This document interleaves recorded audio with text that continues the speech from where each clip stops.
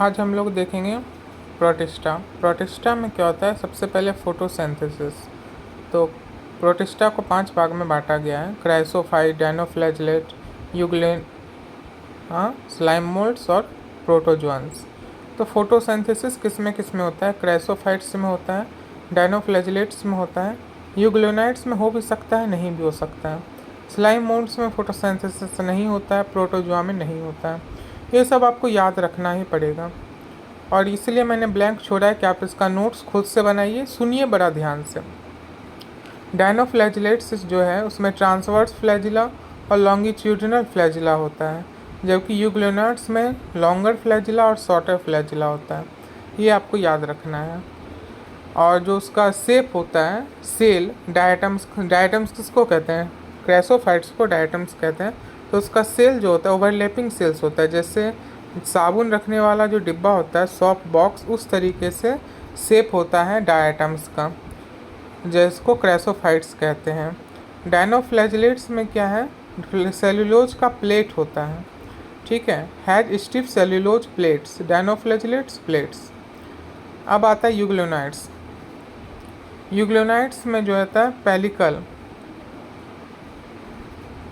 इस यूग्लोनाइट्स का जो सेल वॉल होता है वो सेल वॉल के बदले प्रोटीन का एक लेयर होता है जिसको पेलिकल कहा जाता है, और यही यूग्लोनाइट्स को फ्लेक्सिबल बनाता है। तो मेरा सवाल है, वो कौन सा ऐसा प्रोटोजोआ है, प्रोटिस्टा है, जिसको सेल वॉल के बदले पेलिकल होता है? तो यूग्लोनाइट्स, और ये उस rich layer of pellicle is present, यही उसको फ्लेक्सिबल बनाता है। अब आता है स्लाइम मोल्ड्स। स्लाइम मोल्ड्स में सेल वॉल प्रेजेंट है तो वो स्पोर है, सेल वॉल एब्सेंट है तो प्लाज्मोडियम है।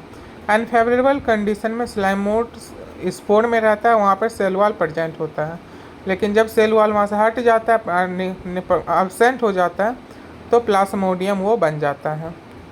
प्रोटोजोआ लास्ट आता है। प्रोटोजोआ में सेल वॉल नहीं होता है, ठीक है।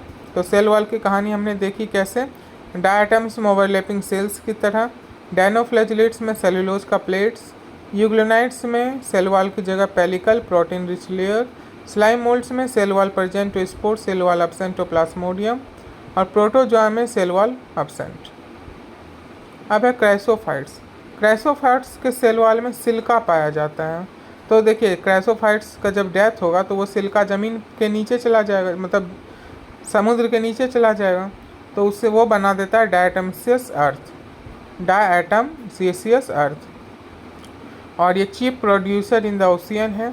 यूजेस क्या होता है क्राइसोफाइट्स का? पॉलिश करना, filtration of oils and syrup. तो पॉलिशिंग और फिल्ट्रेशन ये बहुत इंपॉर्टेंट टॉपिक है, ये क्राइसोफाइट्स का काम है। डायनोफ्लैजिलेट्स बहुत रंग के होते हैं, जैसा पिगमेंट वैसा रंग। तो गोनियोलैक्स एक तरीके का डायनोफ्लैजिलेट्स है, तो ये रेड टाइड बना देता है।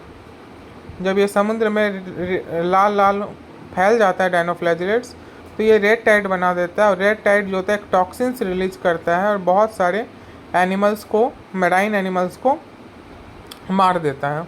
तो गोनियोलैक्स आ गया। तो डायनोफ्लैजिलेट्स बहुत तरीके का होता है, पीला, हरा, नीला, सब रंग का होता है, लेकिन पिगमेंट के आधार पर, जैसा पिगमेंट वैसा रंग।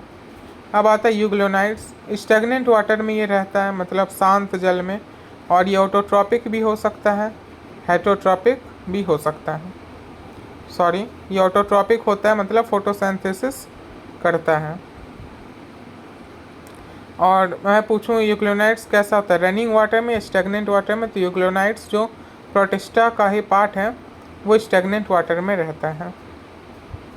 अब आता है स्लाइम मोल्ड्स। स्लाइम मोल्ड्स के बारे में हमने पहले ही पढ़ा, फेवरेबल कंडीशन में प्लाज्मोडियम, अनफेवरेबल कंडीशन में स्पोर।